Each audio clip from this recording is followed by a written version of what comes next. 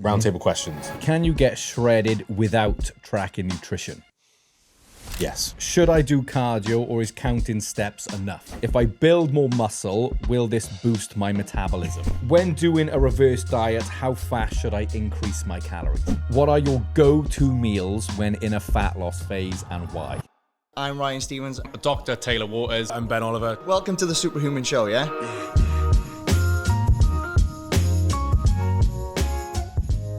What's up, guys? Welcome to the Superhuman Show with your hosts, Ben Oliver, Ryan Stevens, and the doc, Taylor Waters, in a new studio. Yeah, I know. So it's a step up. It's a step we've up gone, from your house. we've gone from, what was it first? Bayscape. It was like the living room. Yeah. The open living room. Yeah. Then the new house. Yeah. Then Scottsdale. And now in Newport. We're going up, mate. We're going up. We're going up in the world. So we just scatter some of your pants around. Yeah. Make me feel more And alone. the empty bottles of pop. Dirty sock or something. So we were in Scottsdale last week, got back on Tuesday. So we had our CEO event. We had around 40 clients? Yeah. 40 clients out. Yeah, it's got to be 40. Did a couple workouts and some businessing. Some networking. Some networking. We were more useful on the workout part. I was going to say businessing useless. But I've never gone from so useful to so useless in one day. In like an hour. you go from like your wheelhouse to just I am completely out of my depth and just kind of sat there nodding my head. Can barely spell business. Never mind do it. From a full alpha to a pure beta at the end of the day. So yeah, we were there for a week. And then obviously we did some podcast recordings at the weekend as well, which that was a marathon. Yeah. I don't know about you boys. I was sick of you two by the end of Oh, the end of the weekend. It's the first time I woke up and I was like, I'm so glad I haven't got to face these two numbers. If you see bags under our eyes, that's why we're jet lagged as hell. Jet lagged as hit, but it was good. So Ryan, I'll go to you first. What was your highlight of the trip this time around? Peak and trough. We going peak and trough? Peak and trough. Peak and trough. Okay, so peak. Peak. I want to say Cheesecake Factory. I'm kidding. Factory, Okay. it's pretty I good. would say training the clients in person. Obviously, it was almost like that's where we came from, like on the ground floor. And obviously, we haven't done it in years. So just getting, It's a bit nostalgic. Isn't yeah, it? you know, it's like, oh God, like you almost like kind of miss it. I tell you one thing though, when I first started, I was like, what the heck am I doing here? You know, it's been a while. And then obviously you just get into it. I was thinking, I was like, I haven't taught someone how to bench in easily 5+ years. You know, aside from when we go out for like the events, but even then it's not that technical. So I was thinking, I was like, hang on, I need to like go through the kind of setup myself first. In my head, I was thinking, like, what are the cues for this? I was like, geez. And I was like, just do it and I'll put you in the right position. Coaching cues were miles off at the start. It's funny how they started off, but then like after one session, then the next one, they sort of pick up quick. Yeah. But yeah, I found it hard, especially because it was a bit more like a class environment, wasn't it? Yeah. And then, more like Zumba then by the end. My trough. I don't know. I don't really have a We'll trough. go peak. For you, Taylor. I did like the meal that we went for with all the clients as well. It's just nice because like when you're coaching, you're not talking that much about more personal stuff. You're just sort of running through training sessions and stuff. But then going out for the meal, then you start to sort of understand what sort of business they do and their family and things. So that was good. I thought I did enjoy that part. And the food was epic as well. Yeah, that always helps. I think even if the chat's really boring. the peak was definitely the second workout that we did for me, where we were in the Hive, because that was like a full workout. So for anyone that's like on the fence of coming out to these events, like the workouts are sick. But that was like what you said, like it was kind of nostalgic. Like I haven't trained in a group like that or like led a workout in so long. And it was cool because no one there I coach. So it was all clients that I was either meeting for the first time or I've met them a few times at CEO events. But to get stuck in and get to know them and train was awesome. And then the dinner, because again I got to chat with a few of your guys, and just get to know them a bit more is nice, because it's almost I don't get to do that as much anymore. So it was nice to kind of be a bit more client facing for a couple of days. The workouts went down really well. Well, originally we didn't have a workout schedule for the Friday, just the Thursday, but everyone wanted a workout on the Friday as well. So we actually added that one in last minute, didn't we? What were your thoughts on the Hive gym? Oh, it's like a nightclub. Yeah, it was a bit of a rave, wasn't it? Yeah. It's that's like a lot of modern gyms are going that way, where there's like this hybrid, like it's like a nightclub vibe, but in a gym. Yeah, Not what I'm used to, but I never had great success in nightclubs anyway. So out of depth. I felt lost once again. It was good. I mean, like the gym was very quiet, but the lighting and the music just kind of like it messes with my head, because I mean I've always been like a heavy like rock 2000s Kerrang, and then it's like techno, and I'm like, what the fuck is going on? Thrusting between sets of benches. I was like, why am I sidestepping, just two-stepping? If you think about the gyms we come from as well, it's like, God, like a little bit of chalk on the floor, a little bit of sweat on the benches, rusty plates, and then we go into a gym like the Hive. Couple staff infections, and it was good gym. I thought the kit was good. Kit was good. Okay, trough. Sat next between you two morons on a flight for 10 hours. Yeah. I was going to say mine was the flight as well. Well, I mean, at least it was premium economy this time, which was that compared to economy is night and day. Yeah. Like I think like business is overrated. It's nice, but it is overrated. Yeah. But the premium economy, I mean, we had the flight was dead on the way back, so we had no one in front of us, no one reclining back to your schnoz. That was on the way out. Ryan's trying to watch a movie and the screen is like there, right in his grill. It should be illegal to put your seats reclined back so far. Yeah, I know. It's just like, oh. And I didn't want to put mine back, so I felt sorry for the person behind me, and then the guy in front, literally, he did feel sorry for you. Zero fucks. He's like, I'm putting it right back. You'd have had it on my lap if I let him. Yeah. I heard him mutter, just go fuck yourself. As he leaned it back. Oh, I know my trough. The only thing they served was curry for the first 3 meals on the way out. Ryan was 3 curries deep on the travel day, because we missed the breakfast in the lounge, so it was like chickpea curry, and then they ran out of beef or something on the flight, so you had another curry, and then the next one was like chicken pie or curry, and the chicken pie ran out, so it's curry. Three curries in a Chipotle later. But I mean, trough. I mean, I think the travel on the way back is always a bit rough. Because we're like 2.5 hours away from the airport as well. So it's like, not only have you had a 10-hour flight, then you got to drive back, which is a long stretch. It's a long stretch. Tell you what, double dose melatonin does a trip, man. I was KO for the whole trip. Oh, this doesn't work. This is rubbish. 10 minutes later, you were absolutely snoring your tits off. 8 hours straight. Didn't move. Just barely moved. And you woke up to rustle to go through a bag of family-size M&Ms, and then you were back to sleep. But I was straight back to putting beds together as well. Oh, God. Shambles. But overall, fantastic trip. So today we have roundtable questions. So Taylor, you've got a few questions that have come in that clients are curious about. So let's get stuck in. So the first one we got here: can you get shredded without tracking nutrition? Yes. Yeah. There we go. Next. No, I mean, I always think back to like before MyFitnessPal or any kind of calorie tracking, before we even had apps or smartphones, it was you would either eat the same thing every day, and and you would just emulate what bodybuilders were doing back in the 60s, 70s and stuff. And I think we mentioned this on like a previous podcast, but the whole like if it fits your macros, flexible dieting, this was around like back in the 80s with Mike Mensa, where he had kind of already understood the idea of calories in, calories out, as long as you eat enough protein. I know his protein intake was a lot less than what a lot of the research has kind of suggested now. I mean, he would go by percentages of his calories. So it'd be like 55 or 65% carbs. So his calories are also dropping down. Protein's going down as well. Yeah. So we typically don't operate by percentages, but obviously he was taking anabolics as well. So you can get away with no protein, if you're doing that. But yeah, I mean, back then you would follow a meal plan, or they had these big calorie counting books, which had just like, it was like an encyclopedia of foods. And you would go through, find the calories of a certain food, weigh out the food, use a calculator, write it down in your pad. And you would do it like once, and you're like, this is so much effort. I'm just going to eat the same thing every day. Then if you needed to adjust your plan, you'd do it once and then go through. And I think that's where like meal plans came around, because the effort to change your meals so often was just like, it just was so inefficient that you just didn't bother doing it.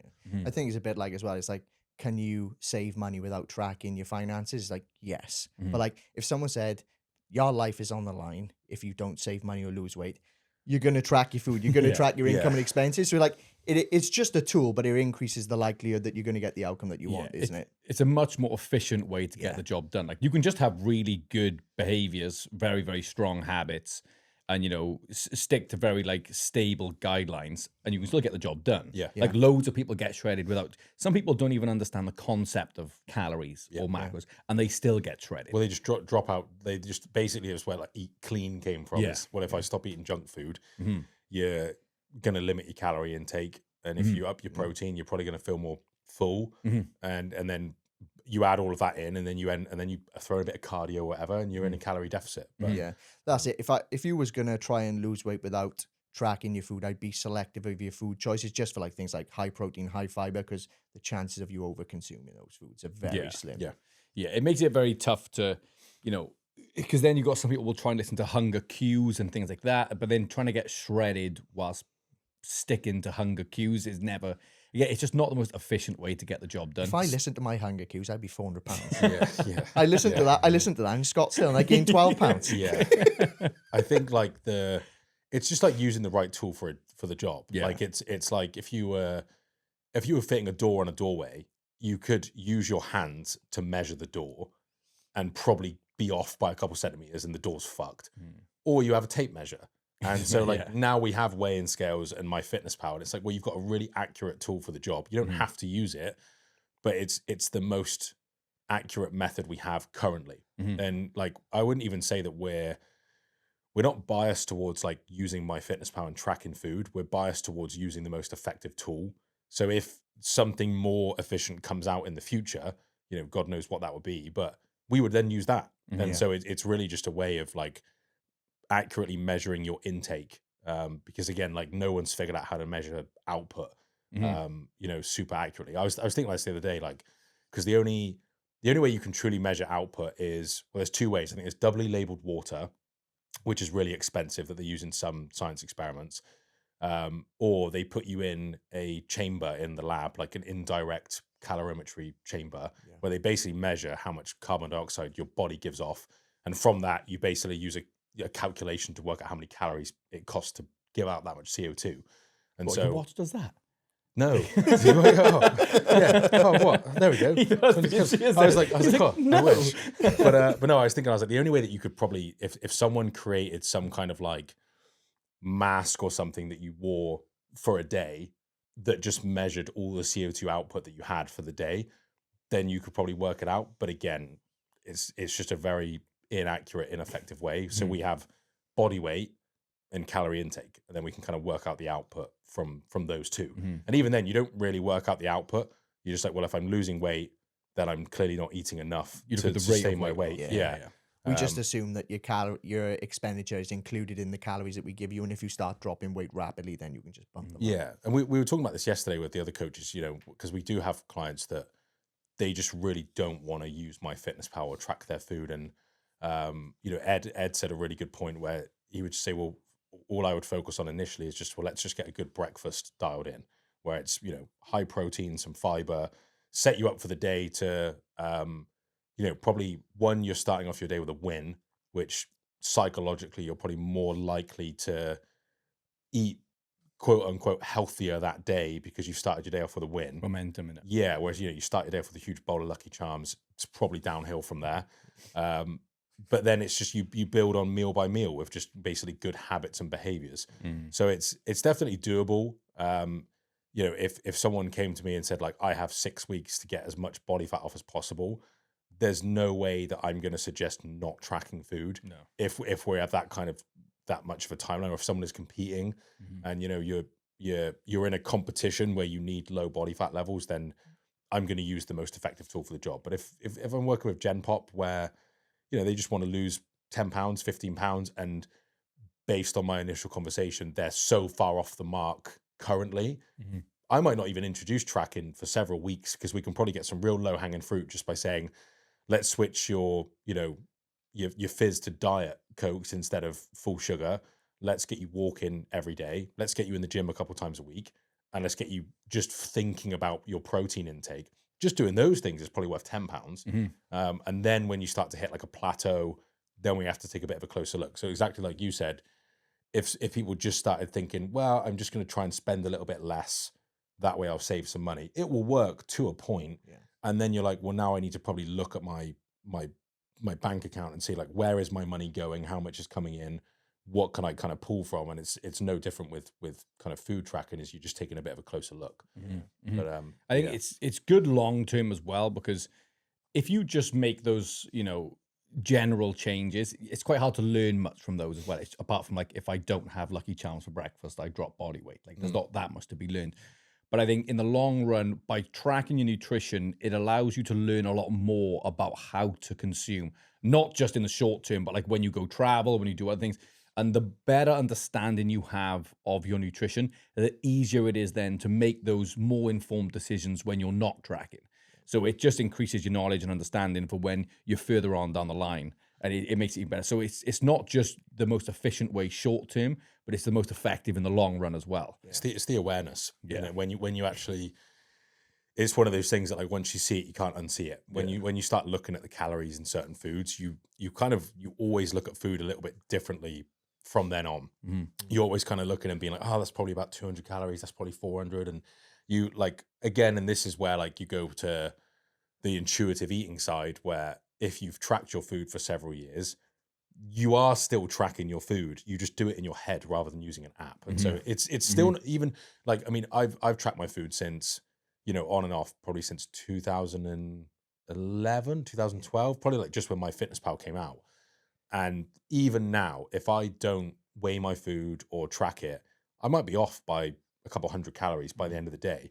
And that's, someone that's done it for over a decade. So I think you have to be realistic and accept that even if you're doing it in your head, it's definitely not going to be as accurate as using a weighing scale and an app. 100%. Like having that data just provides that next level of understanding. When you see people like, oh, yeah, I lost loads of weight when I cut out X food groups like carbohydrates. It's like, yeah, but why did that happen? Yeah. It's like, because X amount of calories, there we go. So now you're in a much bigger calorie deficit. And it's like, so it just provides that next level, a little bit of understanding that you may not have if you don't track your food. Yeah. Cool. Happy? Yeah. Sweet. No, I like that one. So Let's go. you absolutely can. So we got question 2. Should I do cardio, or is counting steps enough? Oh, here we go. Taylor Johnson will be off now. Yeah. You want to run loads? Yeah. I mean, so like it needs more context, doesn't it? Yeah. To be, literally, give a my legit next question would answer. be like, well, what's the goal? Yeah. If the goal is fat loss, then I think steps suffice. Yeah. If the goal is if you're utilizing movement to increase your expenditure, then walking is just fine. And steps is a very practical way. It's a very cheap way of essentially just tracking your output, or tracking your movement through the day. Because again, like, it's not that there's a magical number to do with steps, because different fitness trackers are going to log. You wear 3 different like things on your wrist. They're all going to give you a different number. So there's not a specific number, but what you're looking at is, am I doing the same amount of movement every day? Am I increasing it or decreasing it? Like, that's all we're looking at. No different than you use a body weight scale. They're all calibrated slightly differently. And as long as you're using the same one, if that number is trending up or down, then you use that to make an informed decision. The number is kind of irrelevant, isn't it? It's the trend. Yeah. But I think from a health standpoint, I mean, even government recommendations, which, government recommendations basically so you don't die. Yeah. They're not exactly to, be a peak human being. I think it's, is it 3 30-minute sessions of it's 150 minutes over the course of a week. There we go. So it'll be 5:30s is the recommendation. 5:30s, 3:50s, kind of. Yeah, I don't think most people don't do that. Most people don't do that. I think, and this is like self-report is like 40% or something around that mark, but that's self-report. I can imagine the true number of people who are hitting that number is it's pretty gonna low. Be, it's going to be low. Yeah, I think if you're doing resistance training quite frequently, I would argue some of that would contribute to that 150 minutes. Yeah, if you're training at like a fairly decent pace, you're getting your heart rate up, it's not going to be the same as doing like continuous aerobic work. But I would say it has some value on your aerobic capacity, because I've gone, years in the past where I've not done cardio outside of walking, but I'm still pretty fit. And I know that if I wasn't doing the weight training either, I definitely wouldn't be as fit. So I think there is a little bit of carryover, but I think it was this, the whole idea of like, you're going to lose muscle if you do cardio. I think that was like the big thing of like, if you shouldn't run and lift weights, you're going to burn muscle. And again, that's people looking at marathon runners that are skinny and bodybuilders that have got a load of muscle. But there is definitely a sweet spot to be had, you know, between doing weights, doing a couple of cardio sessions, and tracking your steps. I would say. Obviously, like it depends on the goal as well, doesn't it? But like I was like, no one's going to be worse off doing a little bit of cardio in their plan. The only time I've said for people to scale back the intensity of their cardio is if like their goal is to drop body fat and they just get so hungry after like the intense activity that they just go over their calories. Because then it's a case of, right, your calories are far more important to control than your intensity of your exercise at this moment in time. It's just fatigue management as well. Like I think if you know, if you're at the end of a fat loss phase and your calories are low, you know, your output's been quite high, then it goes to like, well, what's our priority? It's like, one, we need to be lifting weights to retain our muscle. We need to be doing some output. It's a lot easier to recover from with walking than doing, you know, a 30-minute run. And so it may be like you're better off doing a 60-minute walk than a 30-minute run, because it's you just either mentally you're too exhausted to put in the effort for the run, or the wear and tear on like knees, hips and things, you know, if you're training hard and you haven't got the means to recover from it.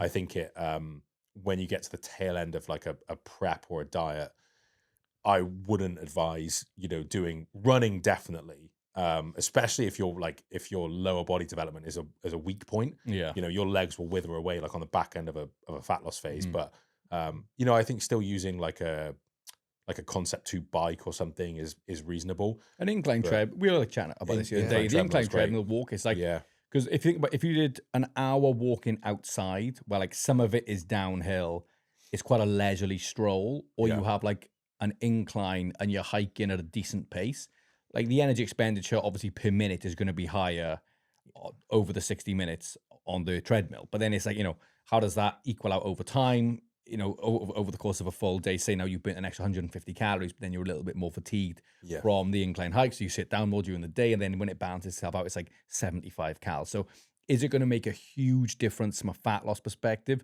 Likely not.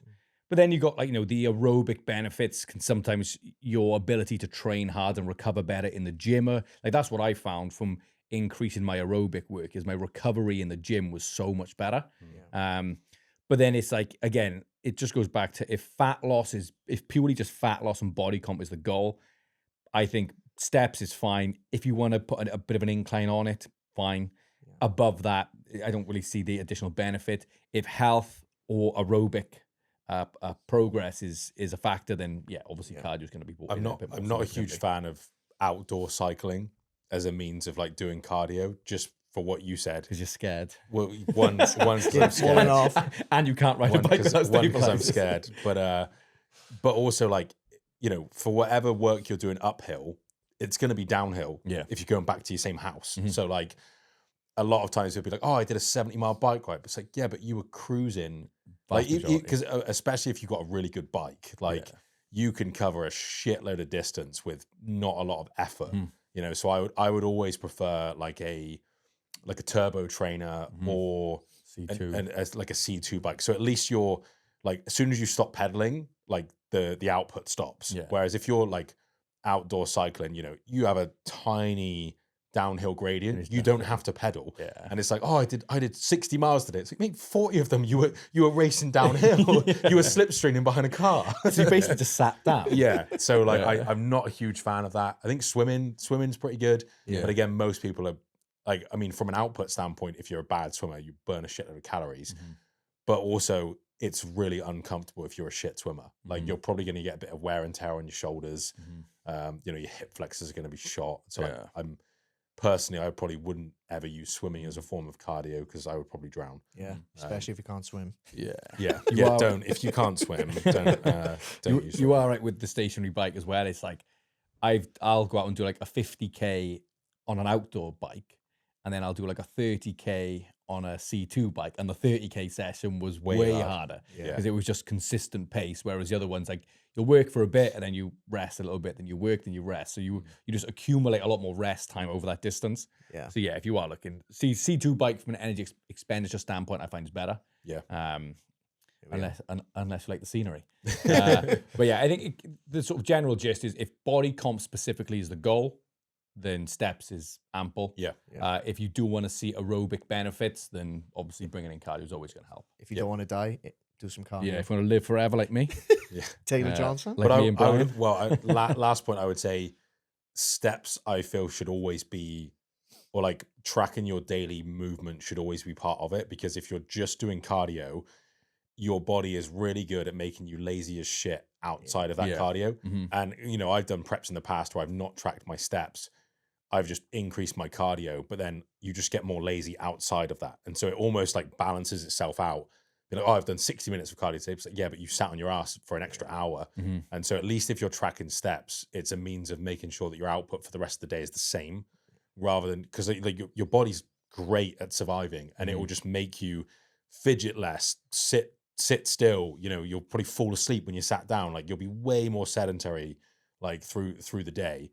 So I think just always keeping it may not be that you're actively trying to increase your steps, but you're at least keeping it consistent outside of the cardio. I've had that common with like endurance athletes that I've been coaching, and it's like, oh, I worked really hard today, like 3 hours. It's like, yeah, but that 3 hour session, you did nothing the rest of the day. Yeah. Like the bloke is on his feet all the day walking. His expenditure will be far more than yours because you just did 3 hour session, then you led on the sofa all day. Yeah. You get it with like the active non-athlete or the sedentary athlete. Yeah. So the sedentary athlete trains hard, but then sits down all day. Whereas the construction worker is burning way more calories, even if he's not, even if he's training twice a week. Yeah, sometimes they don't even train. And they're burning so much, aren't they? Yeah. Cool. Good one. Awesome. Number 3, if I build more muscle, will this boost my metabolism? I hate this one. I hate this Like, question. And they use it a lot. You see it on Instagram. Oh, and you stuff, know, loads. build more muscle because then it burns more, but because burn more calories at rest. It's like, yeah, It's like 6 5 calories a pound. cows. Yeah. Yeah. And a pound of muscle is quite hard to accumulate. It's like, what, you're going to accumulate a pound of muscle over a month to burn an extra 6 calories? And What are that's you going 6 to do? calories a day. Over a day. What are you going to do? Yeah. Lick an apple. You know what I mean? It's like, even if you gained 20 pounds of extra muscle, like let's just say that 20 pounds of muscle, you're burning an extra 200 calories a day. Like 20 pounds of muscle is so much muscle. Oh, yeah. And like no one's gaining that. And so then you can say, okay, well, maybe you're gaining 5 pounds of muscle. What, like maybe an extra 50 to 100 calories a day? Like, good one, bro. You get an extra rice cake. Like it's just, I don't like that as a means to justify either not doing cardio or not pushing fat loss hard enough, because people are like, oh, well, if we just focus on building muscle, you get leaner anyway because you'll be burning more calories. It's like it doesn't burning more work calories like or rest. It's like like- trying to improve rest in metabolic rate. It's a waste of time. It's Waste like of time. you should be building muscle, but the reason is not for burning extra calories. Yeah. You know what I mean? Yeah. You build muscle, look more jacked in the mirror. Yeah. It's not going to allow you to eat more food I think practically. like the act of trying to build more muscle may burn more calories. Like if you're in the gym more often and you're following a strict program and things, then again, this is where people they get the result, but they don't understand the mechanism behind it. And they're like, oh well, I built way more muscle, that's why I need more calories. It's like, well, no, you've ramped up your steps from 5,000 to 10,000. You're now training 5 times a week. Like you're burning more calories. Yeah. Like and now you're tracking your food. You were probably eating more than this, but you just weren't tracking it accurately. So on paper, you're like, oh, I'm eating more calories now. It's like, you're not. Like you were eating 4,000, now you're eating 2.5.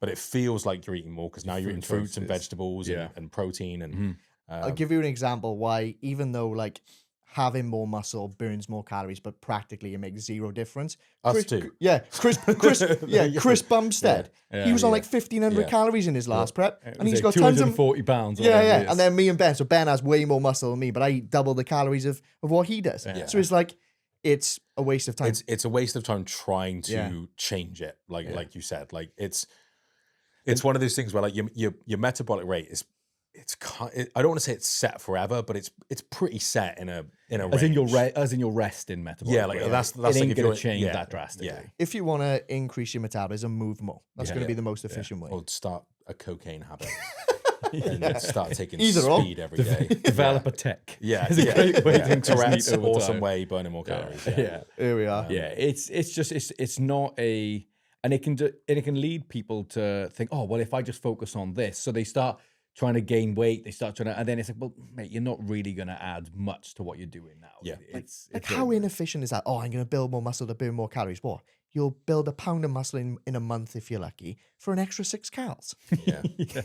Yeah. It's like what I was saying, if you do build muscle, it's likely that you're training quite hard. And that training quite hard is going to be way more beneficial from an energy But expenditure it's standpoint not the than the extra 6 muscle cal. that's burning the calories. Yeah. It's the extra work that you're doing. And as you're building more muscle, you're likely getting stronger. Therefore, you're doing more within that gym session again. So you're burning more in turn. Like that is way more beneficial than the added muscle burning that extra 6 calories a day per pound. It's again, it's what it is. It leads people to trying to build muscle, like that topic of conversation, which is great. But again, it's the actual topic is false. It's not really correct. Yeah.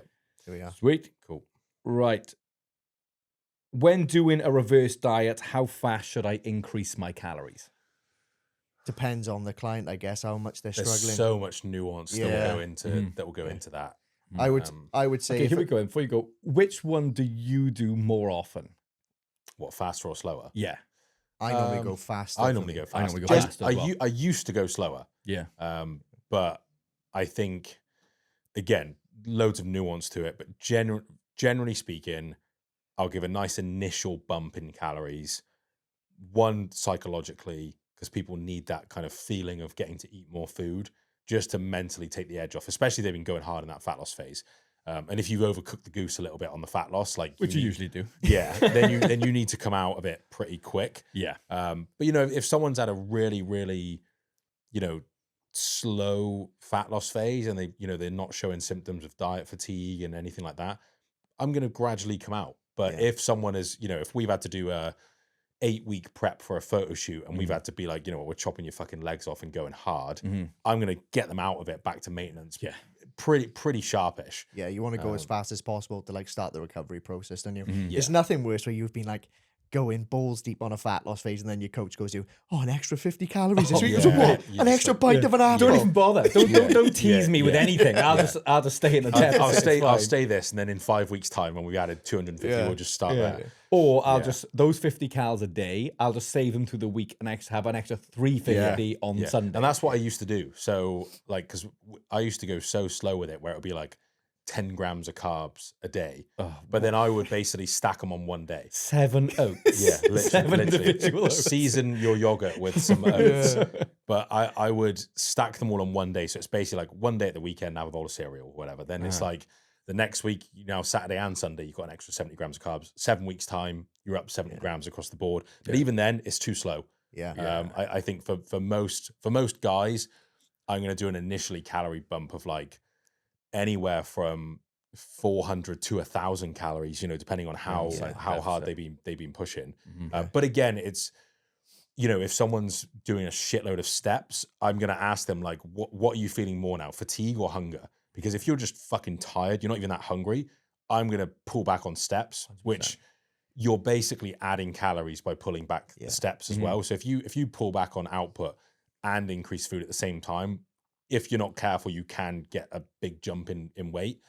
But I'm basically gonna lean on the client and be like, which would you rather do first? Because some guys are like, I'm happy to keep walking, I just want some extra food. Other guys are like, if I have to do another fucking day of cardio, I'm gonna kill myself. Then I'm gonna say, cool, we'll cut the cardio, keep your calories the same, and then we'll start to bring that Double up. the cardio. Double the cardio, yeah, cheeky bastard, fucking double cardio, yeah. I think in terms of if someone is like dealing with the deficit really well and their main thing is they want to stay really lean, then that's the only time where I'm like, okay, well, let's just take it slow. Yeah. But that's very rare. Very rare to get the end where someone's very lean and they're just like, yeah, I'm sound. I'm just cruising. Yeah. So then normally but then outside of that, from a symptom management standpoint, that will dictate how fast I increase the calories up. If they're like, no, I'm doing all right. And then you can almost throw a feeler out there. You'll say, oh, so what if I increase like 150 calories? Like, oh, brilliant. Yeah. So, okay, that's obviously ample for them right now. Yeah. Or you might go, oh, I'll throw 150. And they're like, what's that it? And like, okay, that's obviously not really going to do much from it. So you can sort of get the cues from the client as well. But yeah, I would say normally I'm looking at, unless they're in a massive deficit, which at the back of a fat loss phase, they're not normally, like 300 to 500 per day is the normal, is that initial budge up. And even that, you'll quite often see like 300, they'll still be in that deficit. Yeah. And you look, and they've even dropped weight that week as well. And then I'll go another 200. So now they're at 500. Then they might drop again, and then you go another 100. So it's like, but I do like definitely an initial jump. So there's a noticeable increase in food at the very start. So they go, oh, I've clearly got more food today than I did yesterday.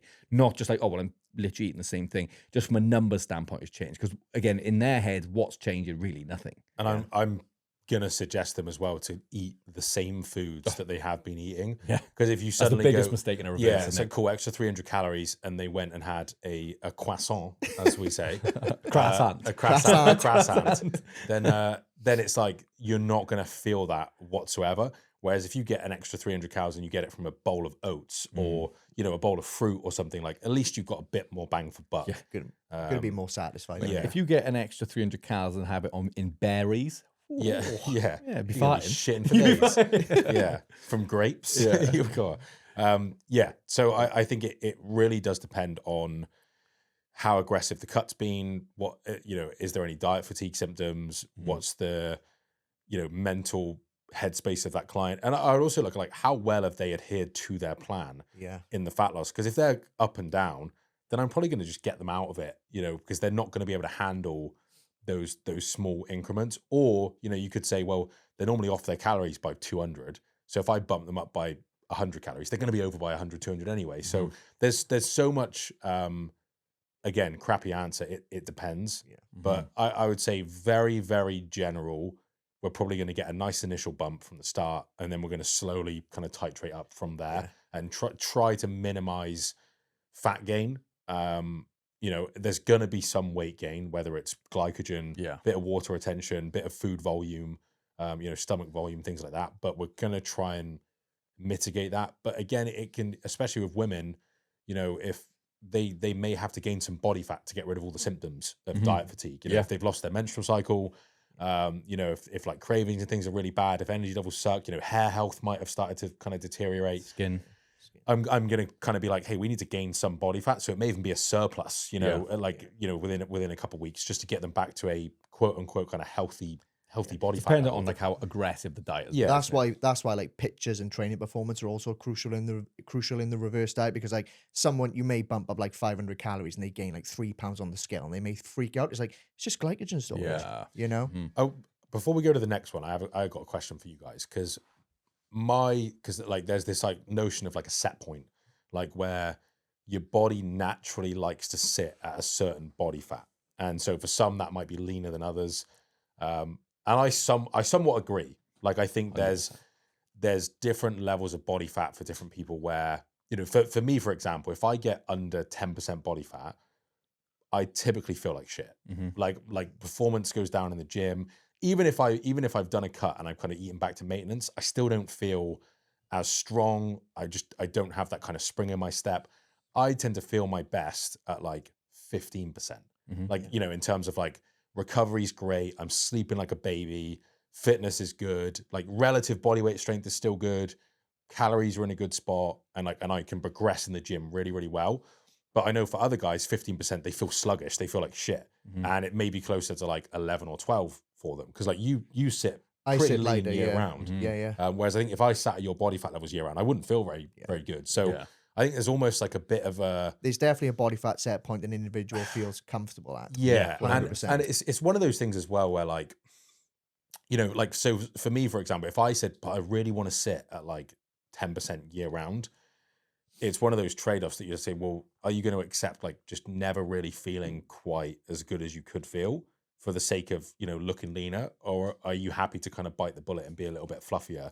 And because it's a hard conversation to have with clients where, again, they might see all the transformations, that we churn out, and they're like, I want to like sit like that year round. And then I kind of look at all of the data that we've collected, and it's like, mate, you operate like a machine at about 13, 14%. And every time we go a bit leaner, you start saying you're really hungry, you're really tired, your cravings are going up. Like, do you want to live like that?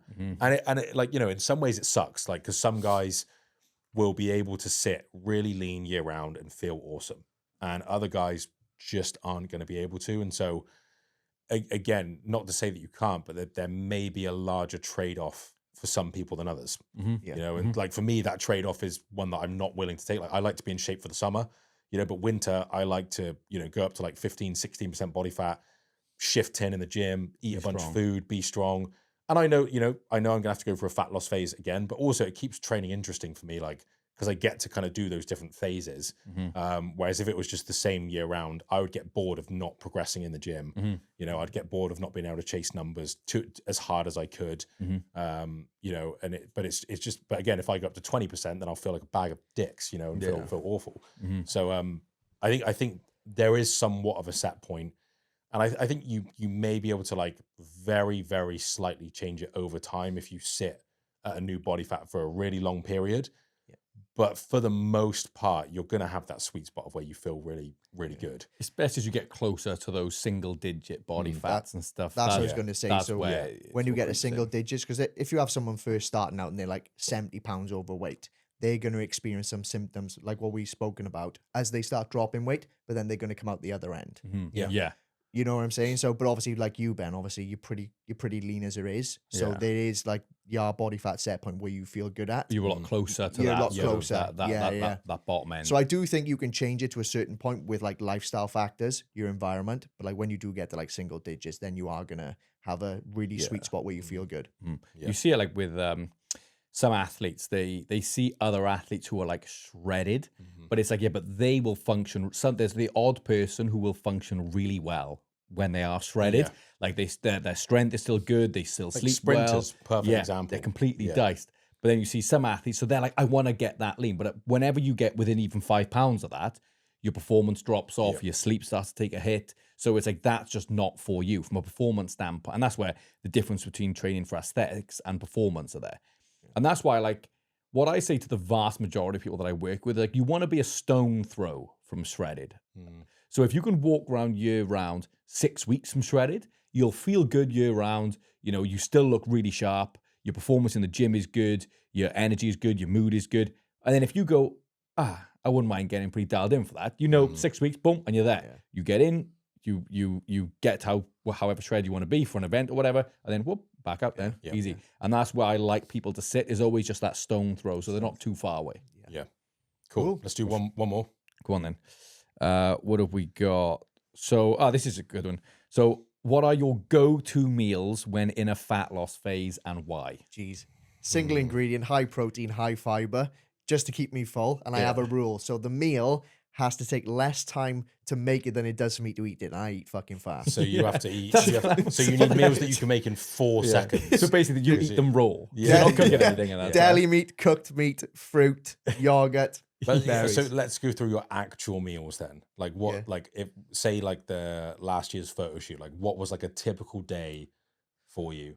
Meal. You go big meals. Yeah, so I have 2 meals a day. Yeah. And like the protein is 150 minimum, and then it was 3,500 calories average. So it would be like you say 150 minimum, but your protein is it's way higher. higher. But like 150 is like bare minimum. Yeah. I'd say you rarely go under 200. Oh, easy. Yeah. So meal 1 is normally a couple of packets of like deli ham, deli meat with like couple of packets. And they're not like 5 slice packets. They're the 400 gram. Yeah, they're 400 gram bags with normally 2-3 portion fruits, like 500 grams grapes with some like 400 grams berries, something like that. I'd hate to be your pants. Yeah. And then the last meal then is like some sort of cooked meat again, but I will often sometimes like fry steaks and stuff, but normally like just cooked meat from a packet with loads of fruit. It's literally my day's food. Yeah. Very easy. Mine's definitely more bro, where it'll be like, I like to vary my protein sources a bit more. And I'm a bit of a chef.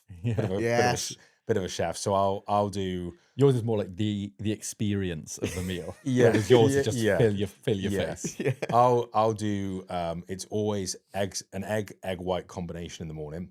You know, the lower my calories, the more egg whites, the less whole eggs, and probably toast. Again, like you love a toast. I love it. He loves stuff. Whenever I go to his house, there's always toast. There's always bread. Then I'll do chicken and rice. And I'm not a huge veggie person, so maybe there's some asparagus or like bell peppers, but I would just go plain chicken.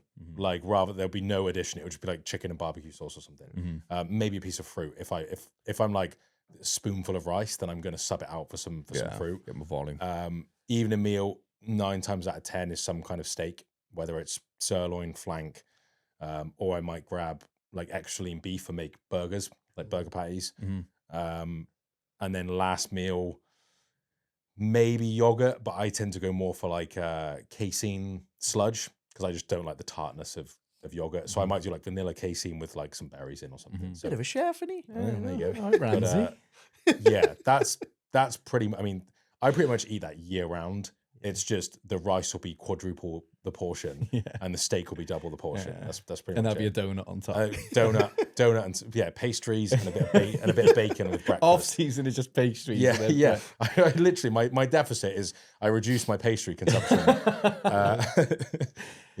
Yogurt is always my go. As soon as I go in a fat loss phase, yogurt comes in, and that might be twice a day. I'll have it first meal and last, or I'll just have it first. With frozen berries as well. Yeah, yogurt and berries every time. Like since I've come back from the States, the yogurt and berries is back in. Action. So I've got a fat ass coming back. And then normally the second meal for me is some sort of meat. If I can be asked to cook, it will be chicken and then 1 or 2 apples. It's very similar to yours. If I can't be asked to cook, it'll be deli, ham, turkey with 2 apples. Yeah. Evening meal then, I like to make like a bolognese, but with no pasta. So I just have like the vegetables, the beef, and the what? The meat. The meat. The beef. The beef. The beef. The meaty beef. That was the meat and beef at the same time. The beef and then like some sort of bolognese sauce. It's quite light. It's like, I think per 100 grams, it's like 30 odd calories or whatever it is. Yeah. And then I'll just have it without the pasta. Like that's generally, but the yogurt will always be a staple. The meals 2 and 3 they'll like vary somewhat. But yeah, generally it's very high protein. Again, look at the structures are generally, there's a big lean protein base. And then we build more around a fiber dense carb. You build more around a more dense carb. I used to do that, like extra lean beef, the frozen mixed peppers because they're already diced, and then I'd add like a tomato pasta sauce to it. But then I found I can eat about 1 kilo of that, and so it's like I'm eating like 150 grams of protein, and it's like this isn't working for me because it's just too easy to go down. So I don't mind like ground meats, but I prefer like a chicken breast or a flank steak or something, like just so I got a bit of like chew to it. I think that's why like slow you down. It's almost why like yogurt and berries to me, like it doesn't do it for me that much because I'm not an ice cream guy, and like I'll eat like cream of rice or oats or something, but like I prefer a bit of crunch to my food rather than just like a bowl of sludge. But here we go. Yeah. Nice. The only other one, if I'm in a winter fat loss phase, soups come into play. Soup. Soups and stews come into play. But always, I would never do a homemade soup because it's a pain in the ass to track. It's always going to be a pre-made can or carton soup, 4 minutes in the microwave. Game changer. Hey, 2025 now, man. I'm pre-making soups. No, I like that one. But yeah, some nice varieties there. But yeah, like there's more than one way to eat. And that's what we focus on with our clients is how do they like to eat, and we try and build their kind of fat loss phases around, still emphasizing protein, fiber, those kind of things, but making sure that they're eating foods that they enjoy. Awesome, good questions. Well, thank you as always for tuning in, guys. Be sure to like and subscribe on YouTube, Spotify, and iTunes, and we'll see you next time. If you love this show, please like, share, and leave us a 5-star review so that we can help more people. I'm John Madsen, Superhuman CEO, reminding you to always go get what's yours.